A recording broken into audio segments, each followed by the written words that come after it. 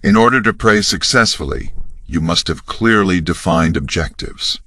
You must know what you want before you can ask for it. This is something that Neville Goddard understood well. In his book, The Art of Believing, he talks about the importance of having a clear vision in your mind of what it is that you want to achieve.